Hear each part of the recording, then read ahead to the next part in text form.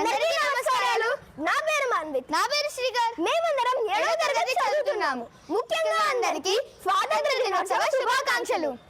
మీ అందరికీ స్వాతంత్రం ఎలా వచ్చిందో తెలుసా? 1947 ఆగస్టు 15న మనకు స్వాతంత్రం వచ్చింది.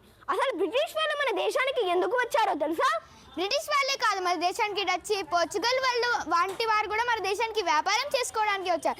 కానీ బ్రిటిష్ వాళ్ళు మాత్రం మన సిరి సంపదలపై కన్ను వేసి అప్పట్లో రాజులే మన దేశాన్ని పరిపాలించేవారు. రాజుల ఐక్యతను చూసి వాళ్ళు రాజుల మధ్య చిచ్చులు పెట్టడం ప్రారంభించారు. డివైడ్ అండ్ రూల్, విభజించి పాలించండి అనే నియమాన్ని కూడా పెట్టారు. అప్పుడు మన స్వాతంత్ర సమర యోధులు వాళ్ళేంటి మన దేశాన్ని పాలించేది అని యుద్ధానికి దిగారు. అప్పుడు ఆ యుద్ధంలో ఎందరో మంది వాళ్ళ ప్రాణాలను కోల్పోయారు. అంతటితోనే మనకు స్వాతంత్రం రాలేదు. 1948 హైదరాబాద్లో కొన్ని ప్రాంతాలలో నిజాం ప్రభుత్వం యొక్క సైనికులు రజాకార్లు పాలిస్తూ ఉండేవారు. వాళ్ళని తిరిగి వాళ్ళ దేశానికి పంపించడానికి సాకలి ఐలమ్మ, నారప్ప వంటి గొప్ప యోధులు వాళ్ళ అడ్డుకున్నారు.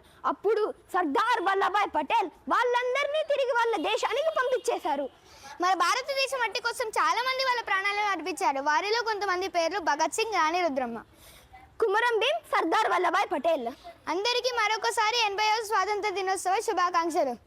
జై హింద్, అఖండ భారత్ కి జై, భారత్ మాతా కి జై.